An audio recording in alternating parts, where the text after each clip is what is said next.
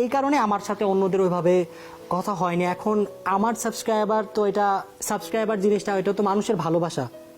অনেক ইউটিউবারই তো আছে ঠিক না, এখন তাদের মধ্যে যদি মানুষ আমাকে একটু বেশি পছন্দ করে এটা তো আর আমার ফল্ট না, আর আমি তো কাউকে জোর করে সাবস্ক্রাইব করাতে পারবো না। এখন মানুষ আমাকে ভালোবাসে, মানুষ আমাকে সাবস্ক্রাইব করে, এতটুকুই। একটু এটাই শেষ প্রশ্ন। আচ্ছা, সেটা হচ্ছে যে আপনার কন্টেন্ট বেশিরভাগ একটু ছোটরা বেশি দেখে ফেলে, দেখে বেশিরভাগই। অনেকে বলছে যে এমন কিছু কন্টেন্ট মাঝে মধ্যে আপনারা বানান যেগুলো আসলে ছোটদের সঙ্গে যায় না, ছোটরা কি শিখছে এটা নিয়ে আপনি কিছু বলবেন? আমি প্রথমত বলি আমার কন্টেন্ট সবাই দেখে, শুধুমাত্র যে ছোটরা দেখে সেটা না। ছোট বাবুরা দেখে, ছোট বাবুর বাবা মা দেখে, বোন দেখে, ভাই দেখে, দাদা দাদি দেখে, কারণ সবার সাথে তো আমাদের বাইরে গেলে দেখা হয়, কমিউনিকেশন হয়। তো সেভাবেই সব ফ্যান বেস আমাদের দেখে, যে কারণে আমাদের গ্রোথটা সবচেয়ে বেশি হয়েছে। আর আমরা সবসময় ট্রাই করি যে আমাদের এমন কোনো কন্টেন্ট আমরা বানাবো না যেটা দ্বারা ছোট বাচ্চারা ভুল শিখবে বা ভুল করবে। হয়তো বা মানুষ মাত্রই ভুল, আমাদের এমন কোনো কন্টেন্ট থাকতে পারে যে যার কারণে দু একটা ভুল মেসেজ যেতে পারে, বাট আমরা সবসময় চেষ্টা করি যাতে আমাদের ওই মিস্টেকটা না হয়। আগে যেরকম আমরা ধরেন শুধুমাত্র চ্যালেঞ্জ ভিডিও বানাতাম, এখন কিন্তু আমরা শুধুমাত্র চ্যালেঞ্জ ভিডিও বানাচ্ছি না, আমরা চ্যালেঞ্জ ভিডিওর পাশাপাশি ট্যুর করতেছি, ওয়ার্ল্ড ট্যুর দিচ্ছি। একটা বিষয় আমার কাছে যেটা বয়সের সাথে সাথে অনেক কিছু এমনিতে অটো চেঞ্জ হয়ে যায়, নরমালি চেঞ্জ হয়ে যায়। আর আরেকটা জিনিস দেখবেন, বাংলাদেশে যত ইউটিউবার আছে তাদের মধ্যে কিন্তু আমাদের এইজটাই সবচেয়ে কম। অনেক আড্ডা দিয়েছি, অনেক ঝড় তুফান নিয়ে কথা বলেছি। এবার একটু ক্যারিয়ার নিয়ে চলে আসি। রাকিব হোসাইন বাংলা ইউটিউবিং শুরু করলেন কবে থেকে আপনি মূলত? আমি ইউটিউবিং ক্যারিয়ার শুরু করছি অলমোস্ট 6 বছর চলতেছে। 6 বছর হয়ে গেছে, অর্থাৎ 2018 সালে থেকে। জি। আমার কাছে কেন জানি মনে হয় যে আপনার শেষের দিকে সাবস্ক্রাইবার খুব দ্রুত গতিতে বেড়েছে। এবার এটা নিয়ে আবার অনেকে সন্দেহ আছে যে কিভাবে এত সাবস্ক্রাইবার হলো। না, এটা নিয়ে কিন্তু আমি কথা শুনেছি অনেকেই বলে খুব দ্রুত গতিতে সাবস্ক্রাইবার বলে, এটা নিয়ে অনেকে সন্দেহ আছে যে রাকিবের সাবস্ক্রাইবার এত দ্রুত আসলে কিভাবে বাড়ছে।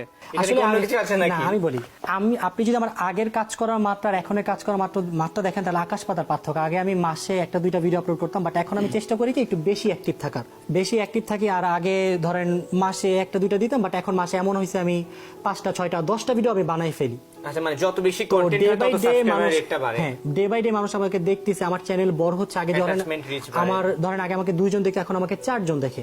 তো এইভাবে ডে বাই ডে যখন আপনি 20 জন দেখবে তখন ওই 20 জন আপনাকে আরো 20 জনকে বলবে।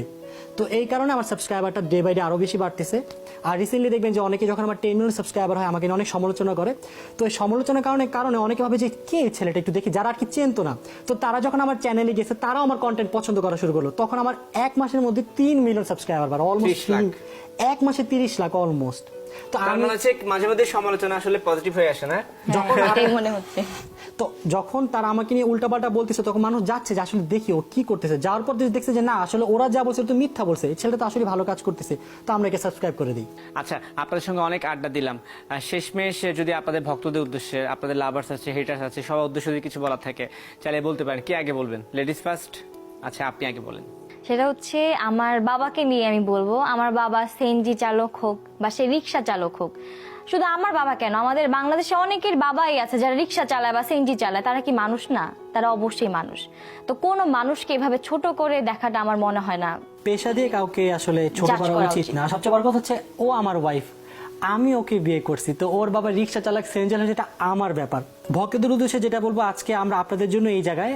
আর হেটার্সদের উদ্দেশ্যে যেটা বলবো যে আসলে আপনারা হেট করেন, সমস্যা নেই, আপনারা যাকে যত বেশি হেট করবেন করতে থাকেন, হেট দিতে থাকেন। আপনাদের এই হেট থেকেও আমরা শিক্ষা নিতে পারি। আসলে হেটার্স অনেক সময় অনেক ভুল ধরিয়ে দেয়, সেই ভুল থেকেও শিক্ষা নেওয়া যায়। আর আমরা ডে বাই ডে শিখছি, মানুষ মাত্রই ভুল। আমরাও চেষ্টা করবো যতটুকু ভুল না করে চলা যায়। অ্যান্ড আমার সবচেয়ে বড় যে আমার যে সমস্যাটা আমার মনে হচ্ছে যে আমার সাবস্ক্রাইবারটা মানুষ টার্গেট করে, যে ওর সাবস্ক্রাইবার 14 মিলিয়ন, ওকে টার্গেট করো। আমি যদি কোনো ভুল করে থাকি অ্যাজ এ পার্সন আপনি আমাকে বলতে পারেন, কথায় কথায় ওর সাবস্ক্রাইবার এত, এই জিনিসগুলো আমরা না টানি।